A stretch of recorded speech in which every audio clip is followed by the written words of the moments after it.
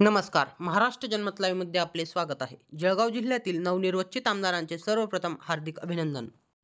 जामनेर मतदारसंघातून मान्य गिरीशभाऊ महाजन हे 26,885 इतके मताधिक्य घेऊन विजयी झालेले आहे. जामनेरच्या मतदारांनी मान्य गिरीशभाऊ यांच्या गळ्यात 7व्यांदा विजयाची माळ घातली. त्याकरिता त्यांना पक्षाकडून मुख्यमंत्रीपदाची संधी देखील देण्यात येऊ शकते. जळगाव ग्रामीण मतदारसंघातून मान्य गुलाबराव पाटील यांना 59,232 इतक्या प्रचंड मतांनी जनतेने निवडून दिले आहे.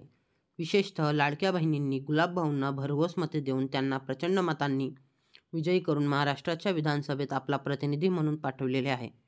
पालकमंत्रीपदाची धुरा पुन्हा गुलाबभाऊंकडे येऊ शकते. अंमळनेर विधानसभा मतदारसंघातून मान्य अनिलदादा पाटील यांना 76,010 इतक्या प्रचंड मतांनी जनतेने निवडून दिलेले आहे. जनतेमध्ये सर्वत्र चर्चा होती की अंमळनेरच्या इतिहासात पहिल्यांदाच एवढं मताधिक्य मिळालेले आहे. त्यावरून अनिलदादा पाटील यांच्यावर प्रचंड प्रेम व विश्वास असल्याचे प्रथमदर्शनी दिसून येते. अनिलदादांच्या रूपाने पुन्हा मंत्रिपदाची माळ अंमळनेरकरांच्या गळ्यात पडणार असे जनतेमध्ये चर्चेत आहे. जळगाव शहर विधानसभा मतदारसंघातून सुरेश दामू भोळे, जनतेचे लाडके राजूमामा भोळे हे तिसऱ्यांदा आमदार म्हणून 87,503 इतक्या प्रचंड मतांनी निवडून आलेले आहेत.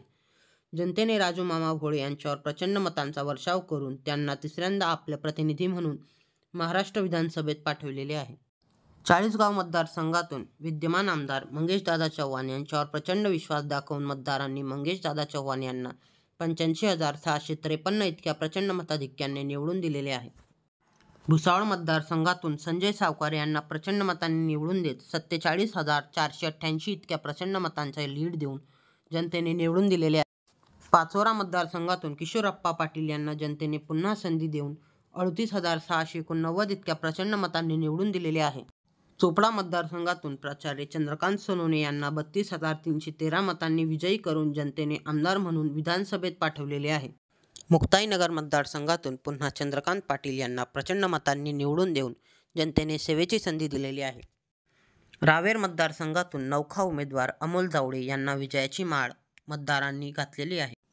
एरंडोल पारोळा मतदारसंघातून अमोलदादा पाटील यांना मतदारांनी चांगला कौल देऊन प्रतिस्पर्धी अनुभवी उमेदवाराचा पराभव मोठ्या फरकाने करून विजयी करून दिलेले आहे. महाराष्ट्र जनमत लाईव्हतर्फे सर्व विजयी उमेदवारांना पुनश्च हार्दिक अभिनंदन व पुढील कार्यास हार्दिक शुभेच्छा.